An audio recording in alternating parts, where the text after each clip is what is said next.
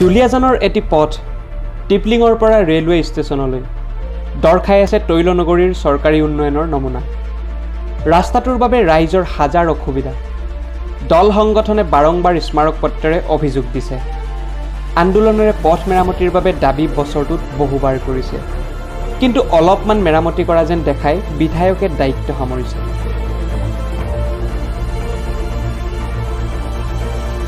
নিজৰ সমষ্টিৰ উন্নয়নৰ বাবে ফটা ঢোল বজাই থকা বিধায়ক মহোদয়, আপোনাৰ কাৰ্যকাল যাবৰে হ'ল। আপুনি ইমান টকা ৰাস্তাটোৰ বাবে মুকলি হোৱাৰ পাছতো ভালদৰে বনোৱাব নোৱাৰিলে। আপোনাৰ যোগ্যতা বাৰুকৈয়ে গোটেই ৰাইজে বুজি পাইছে। দুলিয়াজানৰ বিধায়ক তেৰছ গোৱালাই দল সংগঠনৰ দাদাগিৰি নচলিব বুলি দম্ভালি মৰা বাণীতেই দুলিয়াজানৰ বাট পথৰ উন্নয়নৰ ছবি স্থবিৰ হৈ আছে। 29 ছেপ্টেম্বৰত জাতীয়তাবাদী যুৱ ছাত্ৰ পৰিষদে আকৌ বিধায়কক সোঁৱৰাই দিছে ৰাস্তাটোৰ কথা।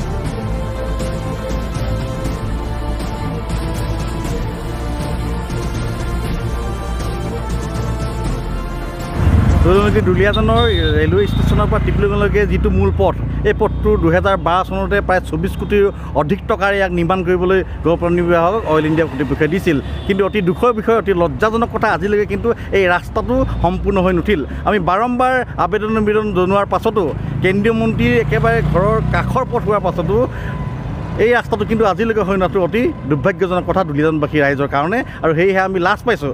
আৰু আমি আজি অসম জাতীয়তাবাদী যুৱ ছাত্ৰ পৰিষদৰ তৰফৰ পৰা দাবী জনাইছোঁ, অনতি বিলম্বে এই ৰাস্তাটো কিয় সম্পূৰ্ণ হৈ নুঠিল আৰু ইয়াত কোনোবা বিষয়াৰ গাফিলতি আছে নেকি, ইয়াৰ উচিত তদন্ত কৰক। আৰু যদি কোনোবা দোষী হিচাপে বিবেচিত হয় তেতিয়াহ'লে শাস্তি দিয়াৰ ব্যৱস্থা কৰক। আৰু ৰাইজৰ সুবিধাৰ্থে এই ৰাস্তাটো অতি সোনকালে নিৰ্মাণ কৰাৰ ব্যৱস্থা গ্ৰহণ কৰক। এই বছৰ 15 আগষ্টৰ দিনা শ্ৰমদান কৰি স্থানীয় ৰাইজে ৰাজ্যৰ প্ৰধান বিৰোধী দলৰ নেতাৰ উদ্যোগত ৰাস্তাটো মেৰামতি কৰিব লগা কিয় হ'ল? অযোগ্য বিধায়কৰ বাবেই আজি বেলেগ দলৰ নেতাই এনেদৰে ৰাইজৰ কাষ চাপিবলৈ সুবিধা পাইছে।